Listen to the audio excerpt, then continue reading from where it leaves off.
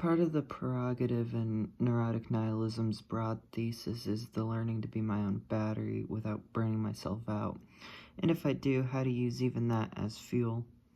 Turning the negative into a positive as it's being used, quote, every day, every minute, whether we realize it or not. It is much better for us to acknowledge its power and use it constructively than it is to permit it to dare to tear down the physical bodies in which we live to create conditions in our lives that do not tend to bring, unquote, anything valuable to personal progress. Echoing Carl Jung when he said, we cannot change anything unless we accept it, so while I might, quote, hate my weaknesses, they made me who I am, unquote, as much as my strengths. Cynically, like Shabunka in the 1947 film The Gangster, my sins are that I wasn't tough enough, I wasn't low or dirty enough, I should have trusted no one, never loved a girl, I should have smashed first, that's the way it is. The way it is so seemingly pointless. Aphrodite is married to Hephaestus, but completed by Ares, wherein they are singularly superseded and met in Athena, beauty, brains, and brawn. What is might, if not momentary? How long is a moment? The answer is the gaps between, the void filled by surrogate activities to avoid insignificance.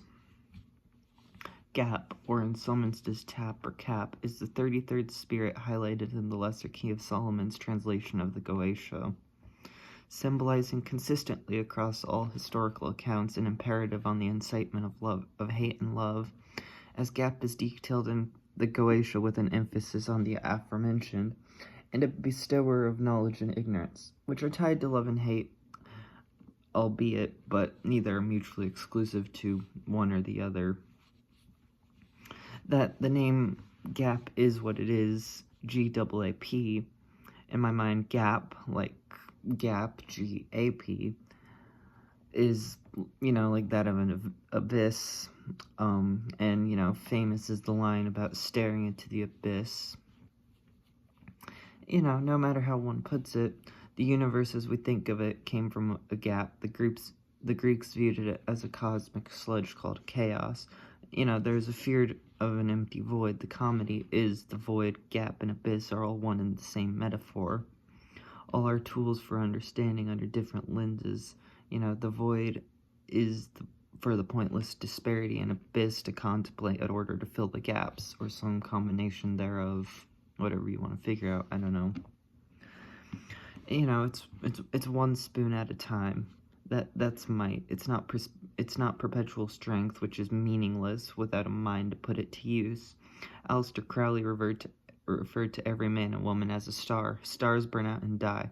Some collapse into spectacle into singularities, black holes that sustain their momentum, like Darth Nihilus, by feeding off everything around them, eventually releasing it all in violent gamma bursts, burning out in the end.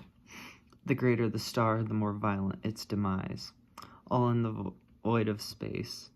Holding it together, a balance of subatomic particles, adding one electron to the atoms of the universe would instantly polarize everything to a negative charge, an imbalance, then rip the entire universe apart instantaneously. What is the balance for my battery? I don't know, but neurotically, quote, today I will go once again into life, into haggling, into market, and to lead the army of my songs, to duel against the market tide, as, unquote, as Velmir Klebnikov poetically put it, Pointless points, neurotically nihilistic, can you hear the joy in the music?